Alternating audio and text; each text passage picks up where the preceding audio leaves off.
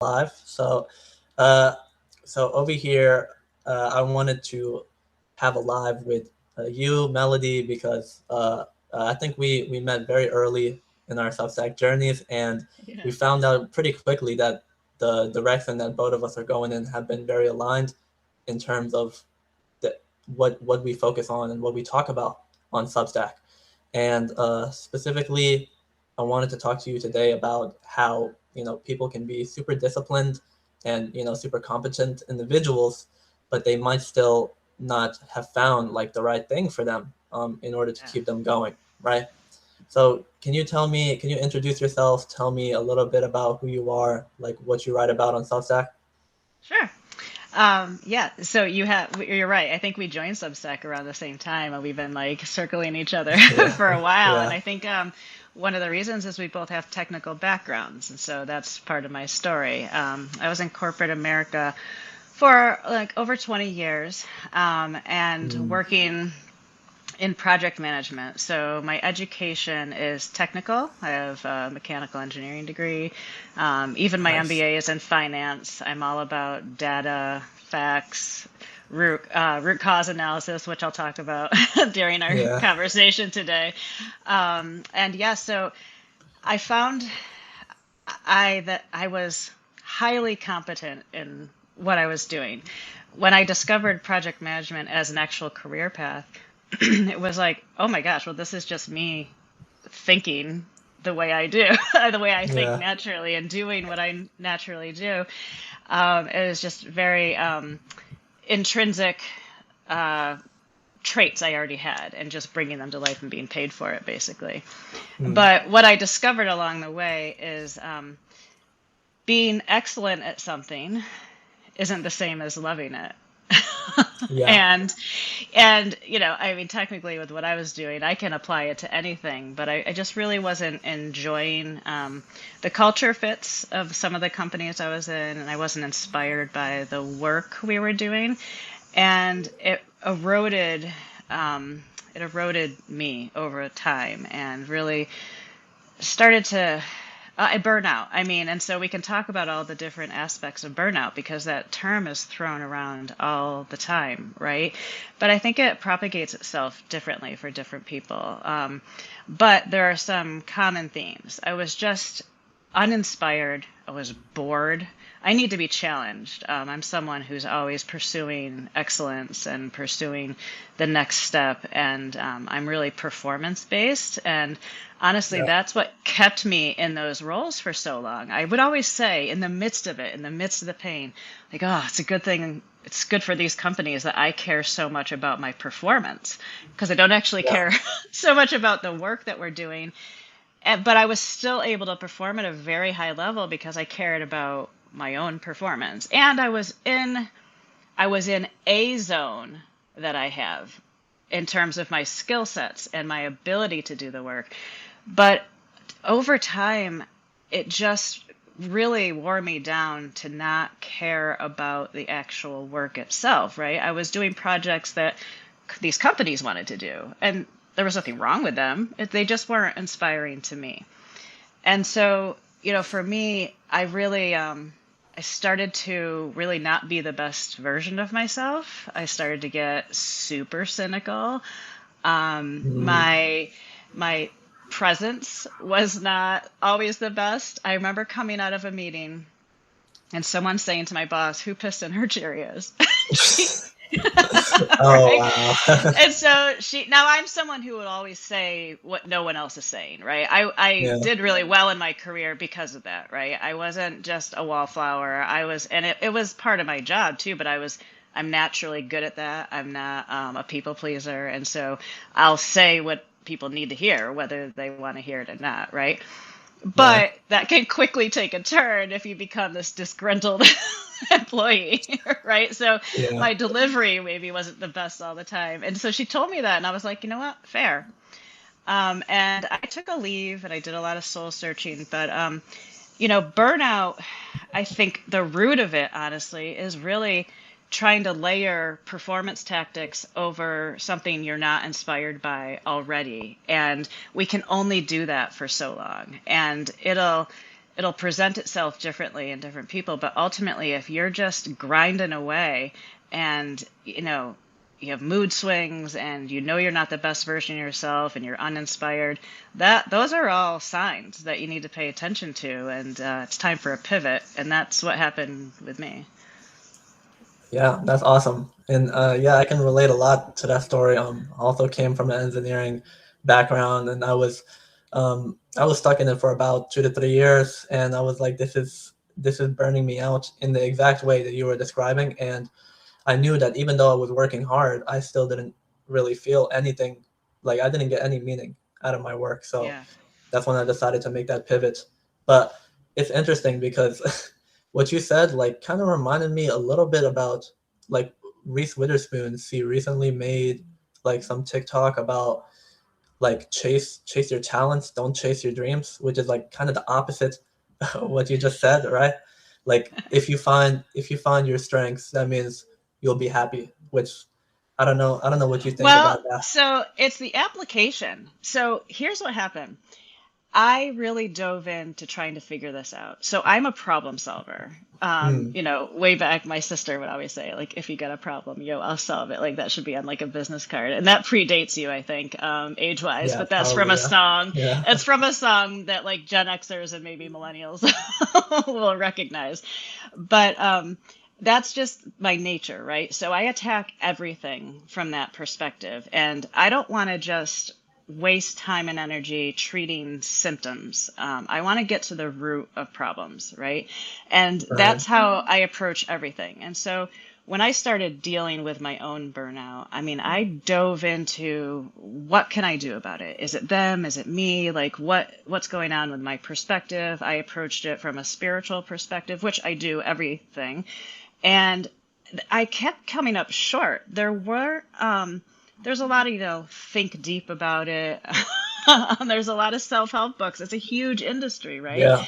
But so many, I mean, pretty much everything else I've found is trying to emulate what other people are doing and trying to layer discipline and behavior changes on top of a weak foundation. And as you know, when you're looking at trying to solve any issue, you need to get to the root. You need to do a root cause analysis. You need to figure out what's really going on. And that's where you need to start. And if you're trying to layer tactics on top of a weak foundation because you haven't gotten to that layer, you're just going to burn out in doing that, right? Your Yeah. burnout is just going to get refocused in your self improvement journey instead of Yeah. in your job. And, but I had this relentless pursuit of it. And I found this method that I'm now trained in that is exactly that. When I discovered it and used it myself, I was like, oh my God, there actually is a process. There's an actual process for getting to the root of the issue, and then everything else can be layered on top of that. Because as I was looking at what I would do next in my career, I could be a productivity expert, right? Like I'm not Mm, casually productive. I'm like super disciplined in everything I do, but you know why? It's because they're in the things I love to do. They're in my yeah. highest priorities. And so people would say to me, well, why don't you do something with fitness, right? Or nutrition or something? Because if you need help with your sleep habits, your exercise, your nutrition, your health, whatever, I will have a lot of resources for you. But you know why? It's because I care about it, right? And so there's a difference between wanting something and aspiring for something and then actually prioritizing it in your daily behavior. And if you're trying to prioritize something you don't actually prioritize subconsciously, that's where we get stuck in the need for external motivation and the Yeah. need for trying to be disciplined. Because the reality is, when you do this root cause analysis, you find out you're already disciplined. You don't lack any of that. You don't lack the energy and the discipline and all of that in the areas you actually care about. But we haven't been taught to figure out truly what we actually care about. Instead, what we end up talking about when we have these conversations are the things we wished we cared more about, or the things we aspire to care about. Or you end up talking about intrinsic values, like I care about family, I care about God, I care about, but that's not really what's going to help you practically with your like everyday career, you know? And so Yeah, definitely. that's the key, really. And that's the process I'm so blessed to have found. And it's now what I implement, which totally makes sense. I tell people now from my childhood what I do, and they all, this has been eye-opening for me. I told a friend yesterday, she was like, well, you've always been a mindset coach. I mean, I say these terms even though they're not quite accurate, but because Yeah. someone will get the gist easily without a long conversation. And I was like, really? And I'm like, when I was young, my tactic was really like, get your shit together, which isn't actually that helpful. Yeah. But at the same time, like I just didn't have the knowledge and the skills to actually be able to give someone an actionable process that would work for them. And now I do. So it really just kind of came about nicely in my life. That's pretty awesome. That's cool to hear. I want Yeah. to take some time to welcome some of the people in the chat. Blossoming Crone, Chris Afuli, Claudia, Jan. Hope I pronounced that right. Marlana and Justice. Appreciate you all. Yeah. And, Welcome. yeah, and yeah. So I guess a follow up question, because you said it kind of aligned really nicely into your life when you were able to make that transition. In terms of like, how can somebody else recognize that they're trying to perform for like different values or different aspirations than what's actually meant for them internally, like through that root cause Well, when it's not working. when it's When not you working? Okay. yeah, I mean, when you constantly need, if you're in a mode where you're striving, and let's say you're trying to get to the next level in whatever it is you're doing, or you're trying to develop a new habit, it is a common strategy to dive into self-help. How do we get better at anything, right? And so let's assume in this conversation that someone's doing that, right? Well, most of what's out there is around how to motivate yourself, right? It's the morning routine. It's the and I'm gonna say it kind of like those things are great, but you're gonna do them when you care about them, and that's the missing piece that I'm getting at here. So you'll see a lot of tactics, and it's all around behavior and getting yourself motivated. And so if you're trying to work on a part of your life where you're trying to either change what you're doing or get better at something you're doing, like maybe you've hit a plateau, the answer isn't layering on tactics if they're misaligned. If you find that you're spinning your wheels and you're not able to like really follow through on goals you're setting for yourself, if the issue is really follow through and you're trying to be more disciplined so that you will follow through, you're not actually in your zone. That's Okay. what that's indicating, is that you aren't actually being true to your own authentic self and your own set of subconscious priorities, because we all have them. No two people are the same. Everyone's are different. And this is, by the way, the root of our self-condemnation. It's why we beat Mhm. ourselves up. Why can't I get better at this? What's wrong with me? How come that person can do it and I can't? Well, you're probably trying to do something that they're intrinsically motivated to do and you're not yet. And I Yeah. say yet because we can't address this. And it's also why we judge other people. We judge other people based on what we truly prioritize and value. And it's just the way our brains work. So you this discovery process, there's these 13 questions, and when you answer them, you're like, oh, well, this actually makes a lot of sense. It really it peels back the onion in a very systematic, almost kind of obvious way, but we haven't been taught how to figure out what really, really matters to us. We've been taught about the things that should matter to Mm, us. And I followed that, right? I was like, I want to be successful. Oh, I'm really good at math. I was like really advanced in math. I had college credits. Oh, well, so what should we do? Oh, I'll get an engineering degree because I looked at it as a practical solution. High ROI, right, at the time, yes, back in the 1900s. And, I can. I knew what the career path looked like, and I wanted to really optimize, because I'm always trying to optimize my input to output ratio, so to speak, right?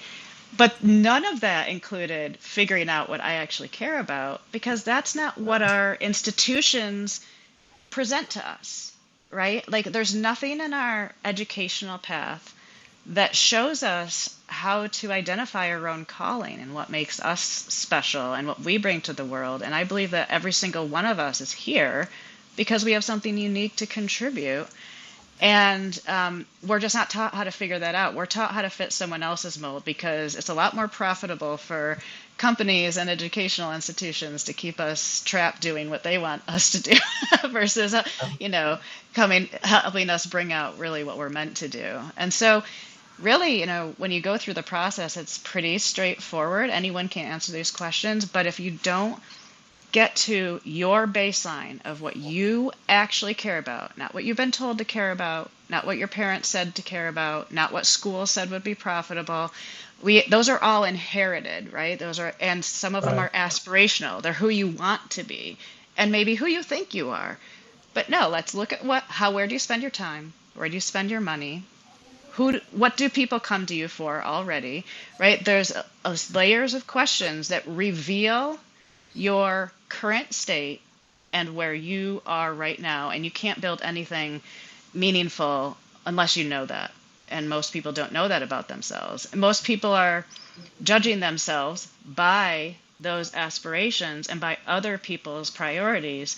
And that's why we feel good about ourselves if we align with someone's aspirations, or we feel bad about ourselves because maybe we want to be somewhere where we're not yet, And those are all feelings based versus data based. We need data, real time data. And that's what this is. This process is evidence in your lived priorities. It's evidence. It's not aspiration. Because if we're just building off of aspiration all day long and trying to build our discipline around that and trying to motivate ourselves around aspirations, we're just going to always be run by our feelings and letting ourselves down. Yeah. And it doesn't have to be that way.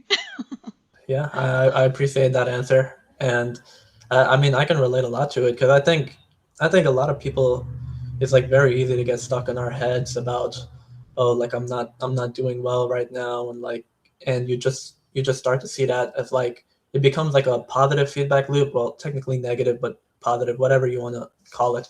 But it's like this feedback loop where you tell yourself I'm not doing good enough, even though I'm working hard, and then that brings up those feelings that you're talking about of self-worth, and then you're like, oh, I can't do it anymore, and then your brain will start to compare with other people that already are doing well, and then it just becomes like a toxic like cycle of stuff essentially that can definitely put you in a bad place if you don't do something to stop that Well, cycle. you can 100% be released of that. Yeah. Because what happens is, if anyone looks at like what a good day is, like when you feel good at the end of the day, it's because you've been living out and meeting your top core intrinsic priorities in that day. If you feel bad about yourself, you've been comparing yourself to someone else's and you've been living out low priority tasks that day. So when you are constantly trying to motivate yourself externally, it's because you're working lower in your priority list. And again, you don't even really recognize this.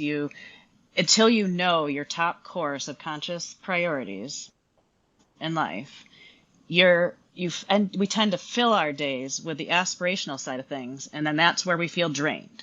When you recognize and then are living inside your core priorities, you have endless energy. You don't even need external motivation. It's all intrinsic. And so that's where the self-awareness, this like process is just a next level self-awareness is so important, because you'll find that you already have all of the traits you're aspiring to have.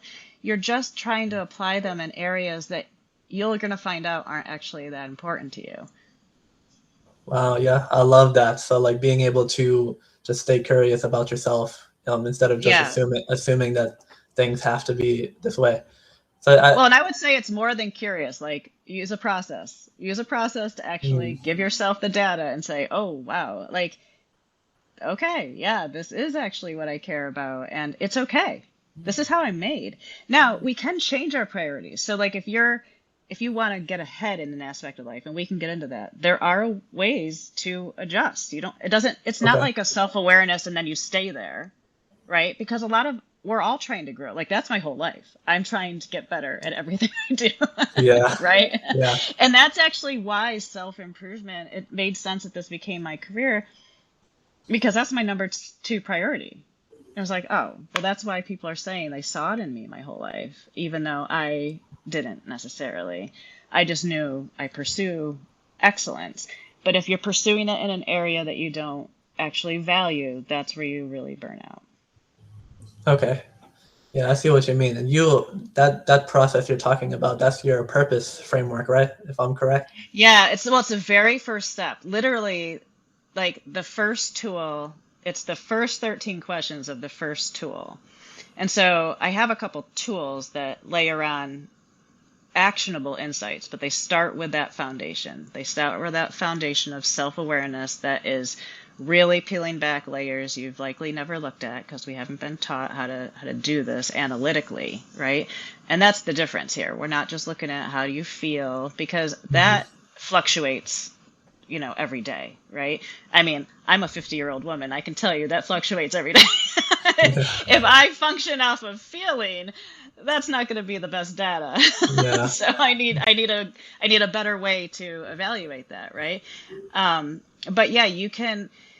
So there's a way to take where you currently are and where you want to be, and you study the traits of the greats. But when I say study, what you do is you identify the people who have these traits. And my process, so this is where my one-on-one work comes in, is helping you see that you actually have all the traits, actions, and inactions that you admire in others. And what happens is, when we have people on pedestals, we think we're less than, and that affects our ability to actually perform and grow. But when we realize, and everyone possesses every single trait, so the people you admire, and oh, by the way, the people you also don't like, we have those traits as Mm, well, because okay. every human possesses every trait, and it might not be in the same exact area to the same degree, but it's there. And the process is, once you know your baseline, which is the first 13 questions of my first tool, you can use the rest of the tools, but I mean, I guess I can explain what they do. One of them helps you realize what business would be right for you and how to actually choose your niche, so that you're starting a business that you actually love and you're going to be intrinsically motivated to do. And then it helps you with your messaging around that.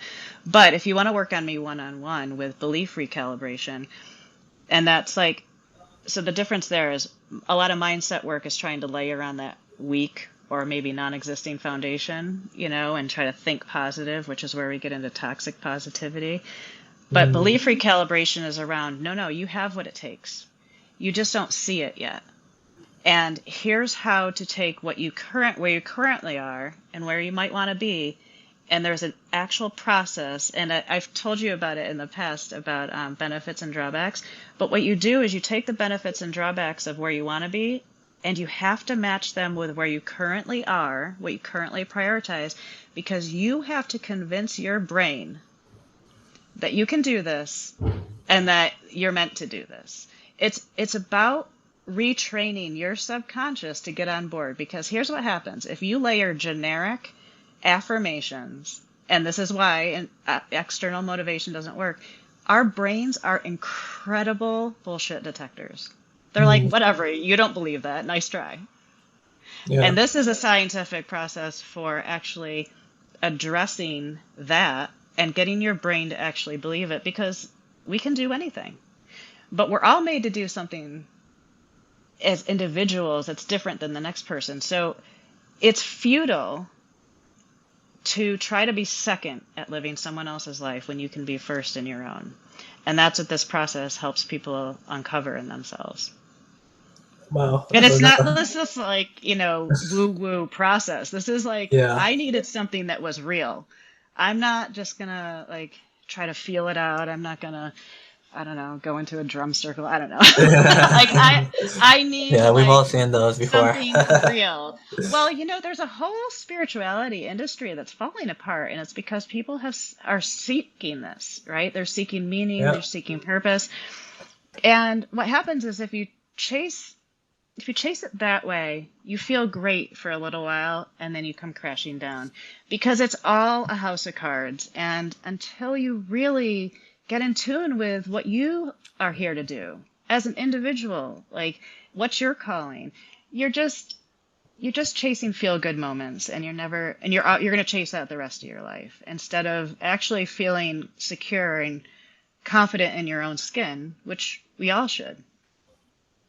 yeah, that's a great point, and yeah, I agree with you on that front. I mean, I think it's like a lot of like spirituality stuff is more about like they try to make you feel good in the moment, which is great, but it's similar to what you were saying before. It's more of a tactic because like it only helps you feel good for a certain amount of time, and then you realize, oh, like I still didn't I I still didn't didn't discuss actually the root address the cause. issue. Yeah, Yeah. there's Yeah. still I still am bringing along the same type of like intrinsic worth that I already had before. I'm not recalibrating at all. So like No. if the And that foundation keeps doesn't those change, people making money, right? Because then you'll max out your credit card on the next one because maybe someday you'll get to their level, which is all smoke and mirrors. It yeah, keeps they definitely. know that it's not gonna really work, but it'll keep you chasing it. And Yeah, I'm about addressing the real issue and getting people living out their true identity and being authentic to yourself, because then that breaks down all the barriers of self judgment and others' judgment and just like reeling, trying to figure things out. I mean, you have so much power in you already that you just don't even realize because we haven't been taught how to tap into it. yeah, definitely. Yeah, and I mean I can personally attest to that those benefits and drawbacks that I did from the advice that you gave me. And yeah, like I like the fact that you have to actually sit down. You have to take that analytical lens and like look at it, like Hmm. just put it down on paper to look at it. Yeah. And Yeah. yeah, I think a lot of us don't take that step because I don't know, maybe we think we're too busy or we got too many things going on in our lives. But like Well, and in I like that. fairness, that's a that's what we do, but like it's a 14-step process when you work with me one on one to Hmm. and what you do is you look at where you want to go, right? So let's talk about the scenario of like trying to get, maybe you're already in your zone. So this process is done with, I mean, every walk of life. This is why choosing a niche is kind of hard, Yeah. because this can be for literally, it's for students, it's for like kids, it's for entrepreneurs, athletes, musicians, anyone who is trying to learn anything, either because they feel stuck or because maybe they're doing really well and just want to continue to get better, right? And so one way it's applied is the traits of the greats. You look at, okay, who in your industry or in your line of work is really like knocking it out of the park. And it's not about idolizing them. It's about looking at what is it they do and what is the trait. See, we get really, really specific about the specific trait, action or inaction. And then we go through a very specific process of what are the benefits and drawbacks of you doing that or them doing it. And here's where it gets really interesting. What's the drawback of that going well? What's the benefit of it not going well? Mm, We really dig deep, and it's really eye-opening, and it's what allows you to realize, oh, I have those same traits, good and bad, because we have to neutralize and balance our perception of things to be working out of reality instead of a skewed perception, because we have a couple things we can control in life: our decisions, our actions, and our perception. Everything else is out of our control. And so if we're really yeah. trying to master anything in life, those are the areas we need to be paying attention to. Yeah, I see what you mean. And yeah, I also agree a lot with like, don't put them on a pedestal as well, because that can also become its own trap. And But you can study them. Yeah, So you study can them though. Yeah. study them, right, without feeling like less than. But what happens is our survival mechanism and our primal brain, you know, all stress comes from fear of gaining something we're avoiding or losing something we desire. And our brain Wow. kicks in, our subconscious primal brain kicks in to protect us from that. But that plays out in so many different ways. And one of the things it does is, trying to avoid you feeling inadequate, for example, and just to go with the pedestal, and uh, perspective of things. And if you see someone who's like really good at what they're doing and you think, oh, I don't know if I'll ever get there, maybe you don't even think that. But if your subconscious thinks that, that's why you're not getting ahead. And so this process breaks that down. It just destroys it. It destroys it for your subconscious in a way that your brain will actually process it instead of talking positively to yourself, which is actually not bad.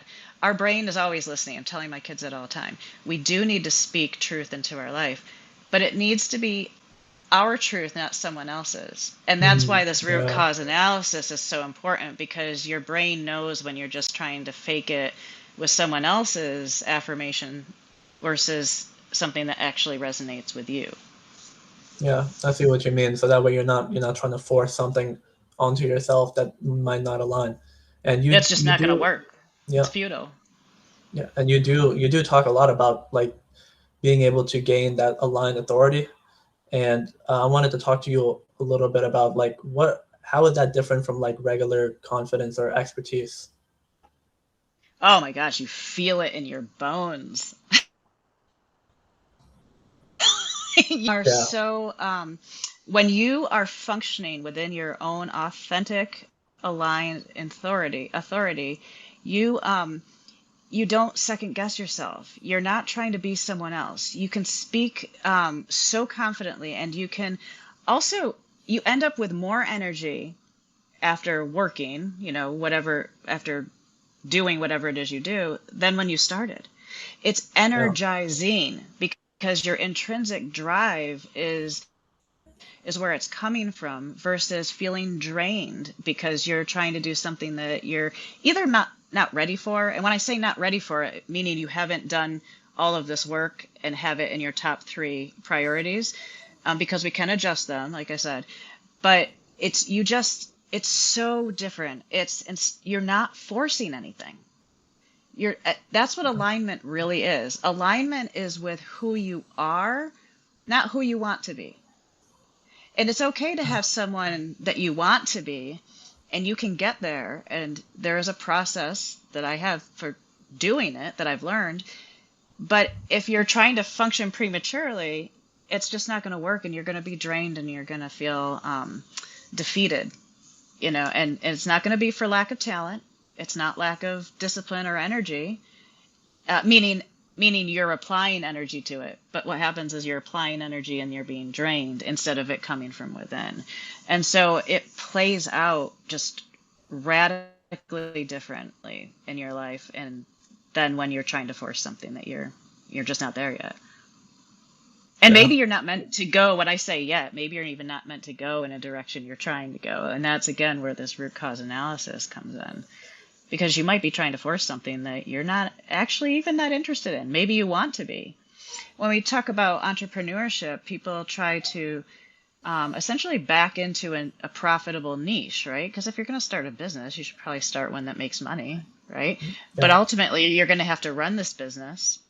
And so if you end up starting one that you're really actually not intrinsically driven to do, and it doesn't actually inspire you, it's going to fail. You're going to hate it. You're just going to hate it, and you're going to be trying to force tactics onto something that you created that you don't actually love. And so it's absolutely worth figuring that out first. Yeah. I love that so much, and I can actually personally attest to that actually happening to me. Oh, So me too.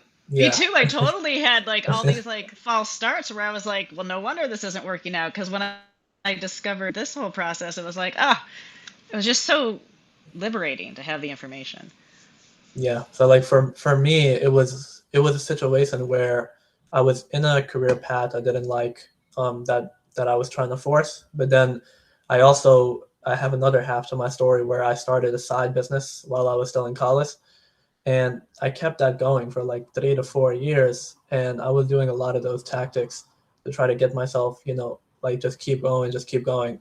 And even though I was highly disciplined and I could get a lot of stuff done, I was doing door-to-door sales for it, and I was still keeping up with my day job and everything. But it's like you can only go so far until that breaks you down. So I eventually Yeah. ended up quitting my job impulsively because eventually your body is keeping the tab, keeping the score, and it will Oh yeah. break down on you, Oh, I So have a whole long story about that. That yeah, my body was like, done. You're done.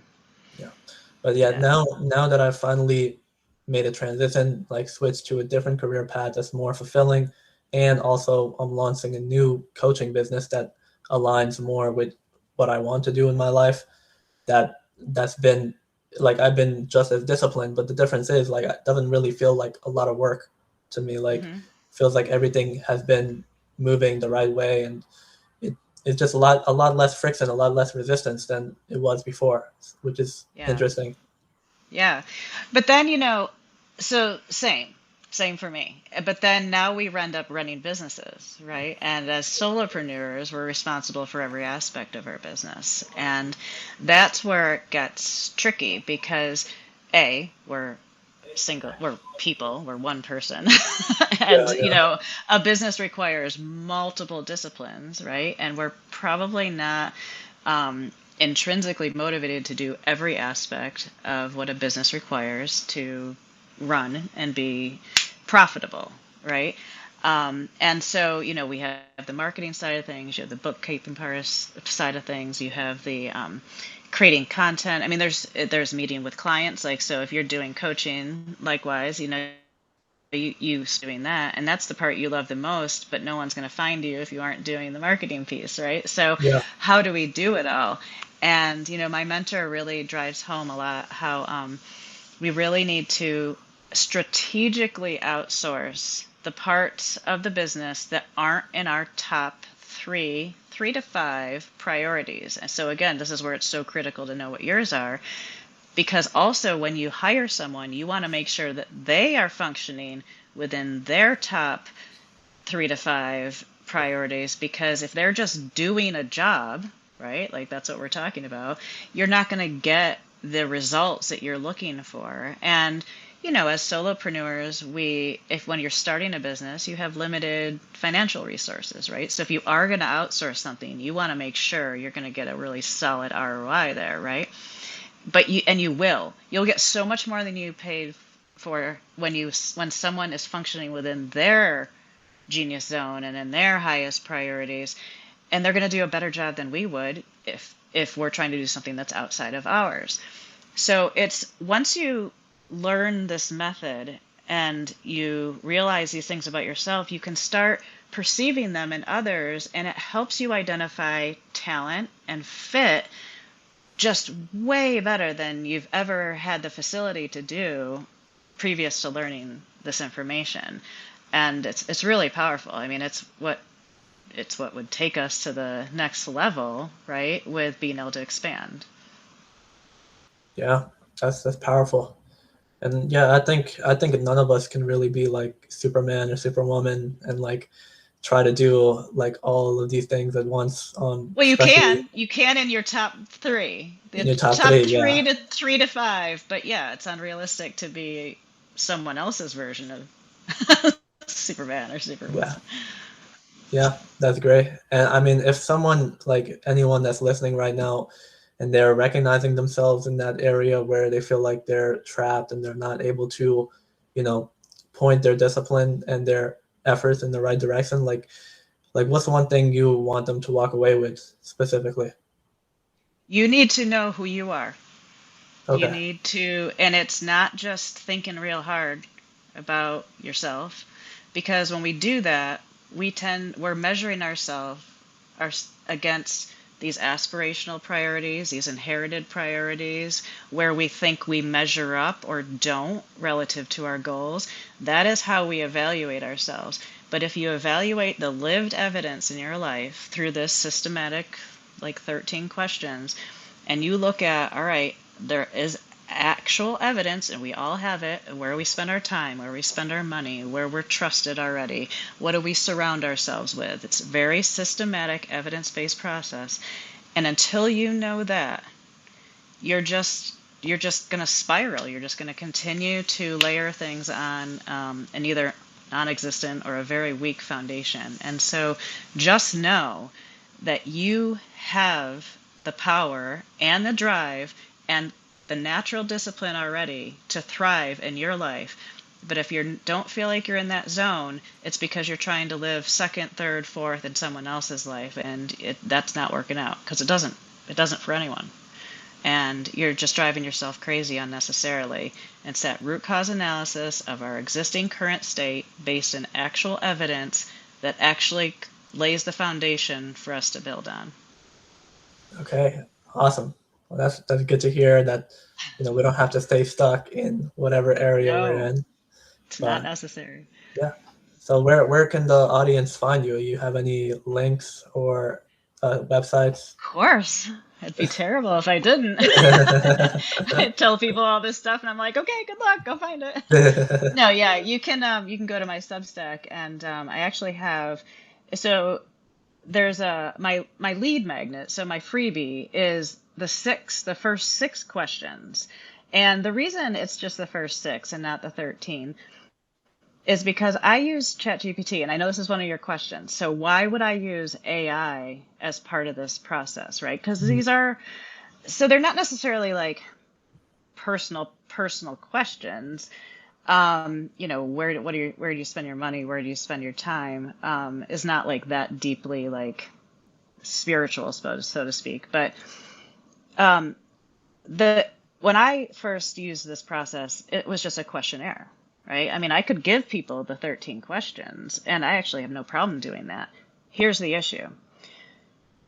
You'll spend time answering these questions, and you really should. Each question, you should really put, any data analysis, garbage in, garbage out. If you kind Yeah. of half-ass it and you really don't put the time and effort into like really answering wholly and honestly, you won't get out of it the power that it has. And so you want to take the time, answer each one thoughtfully, but when you're doing it in a paper format, what happens is when you get to the end, it's 13 questions. Ultimately, you're looking for your top 3. So like 39, answers basically, because you try to give about 3 answers per each one. Now it's on you to analyze it. It's on you to find the common threads. It's for you to figure out, well, where is that golden thread that reveals what my top priorities are, my subconscious priorities. And I think that's a tall ask. It was a tall ask for me, and I'm an analytical person. And what I realized is when I started learning how to use and create custom AI tools, and we don't need to get into the AI like ins and outs discussion, right? Like It'll be pretty long discussion there's a there. lot of Yeah. fear around AI. Yeah, that's like a whole different topic, and I'm not oblivious to that. But what AI really is, especially a really focused tool like the ones I've built, it's just a mirror. What it's doing is data analysis.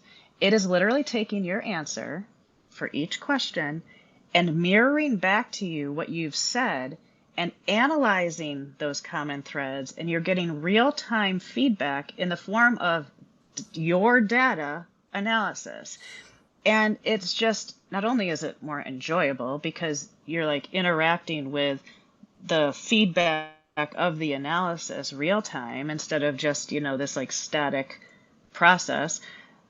It's just so much more accurate. I mean, I've done it so many times, so many people have used it, and the insights that it gives you about yourself are insights that you've not really realized and come up with on your own, because if you had done that, we wouldn't be having this conversation. Yeah. Right? If people were really like this self-aware, there wouldn't be a self-help industry, right? Yeah. And so that's the reason I went to an AI tool, because also, while I could give you the questionnaire, the tool takes it many steps further. So then you start talking about Genius Zone, because now the tool has analyzed your answers to 13 very insightful questions, and it's now given you your top like three. I programmed it to like be 3 to 7, but really your top three is your zone, and then you go into your genius zone. So that's the application and a purpose statement and affirmations that are based on you, not someone else. And the power in AI in general is data analysis. I know people are using it for all kinds of things, but in this case, it's looking for the common thread, and it's very efficient in doing that. And so it's just so much more effective than trying to do it yourself. And it's self-serve. So you can do it on your own. You don't need to work with me. And that's why, like, if you do want to work with me, when we get into the belief recalibration, you still have to do those 13 questions because it's what we bounce the recalibration off of. And I wanted to make this attainable for people. And, there's a cost aspect. If you're paying me to do that with you, it's going to cost way more than if you just use the tool, right? Yeah. And you can use the tool without ever working with me and gain that insight. And it's just much more affordable, and you can do it whenever you want, right? In fact, my brother-in-law is doing it right now, and he's like literally answering one question a day because he's really taking his time with it, right? And that's what this deserves. I mean, if you really want to unlock what's inside of you, take the time to answer these 13 questions, and you'll be amazed what comes out of it. Yeah, I agree. I mean, this is it's not an easy process trying to recalibrate your whole life. So if you want to do well, it, we don't try to do your whole life yeah, at once. But what happens is if we do the biggest charge, if we do like the thing you're most charged about, there's like a trickle down effect that happens. You end up neutralizing things you didn't even work on. So it's really powerful in that way. But again, it's all based off of that root cause current state analysis as the first step. Awesome. Well, if you don't have any other final remarks, I think that's a good place to stop it. Yeah. Well, I appreciate it. I appreciate getting to talk to you actually, instead of, just, I mean, it's always nice to do the comments and to have the chats, but it's also nice to talk in person. Of course. Yeah. I mean, it's been a long time coming at this point. So. Yeah. I appreciate your time. Yeah, likewise. And I hope everybody has a great Mother's Day weekend. Yeah. Thank you everyone for joining. Hope this was helpful. And, you can find both of us on Substack. If you have more questions, just reach out, and happy to help. All right. Bye. All right. Bye.